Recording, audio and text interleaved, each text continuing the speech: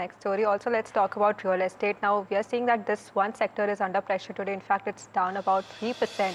And stocks in particular in focus include the likes of Oberoi Realty, which just came out with its results 2 days back. Along with that, even Lodha Developers seeing that pressure on the back of block deal, which has also taken place. Your view for this sector, if you have any picks here?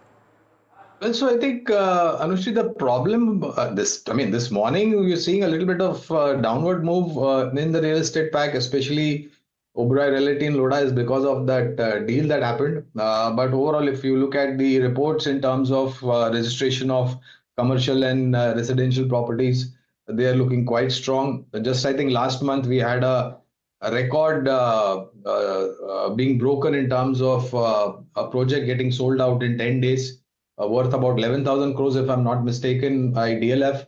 Uh, in Bombay, there was a report this morning that high-end property market, residential market is looking extremely strong. We are positive on the sector overall. DLF, Godrej Properties, Oberoi Realty, SOBHA, and Prestige Estates. These are some of the stocks in the real estate pack on which our research team is positive from a long-term point of view. Names that we are seeing in the real estate space that Gaurang is positive on, but other than that, there are a couple of stocks which are also buzzing on the back of positive developments. That includes order wins along with the Q1 earnings as well. Let's go across to Watch for more details.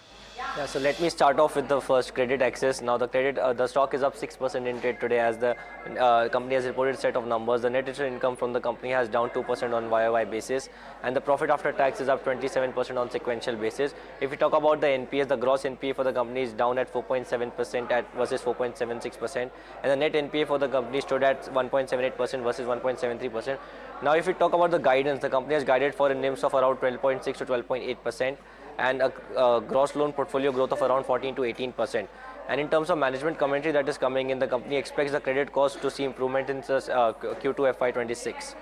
Now the second on my list is JSW Infrastructure. Now the stock is up 2.2%, and if we talk about the key takeaways, the cargo handle volume stood at 29.4 million for the company, and the domestic cargo volumes are up 11% on a YOY basis. Now if we talk about the numbers, the revenue is up 21%, EBITDA is up 32%, and the margins are at 47.5% versus 43.6%, and the net profit is also up 32%. If it turns out in terms of outlook, the company aims to scale its operations from the current 177 metric tons per annum to 400 metric tons per annum by 2030.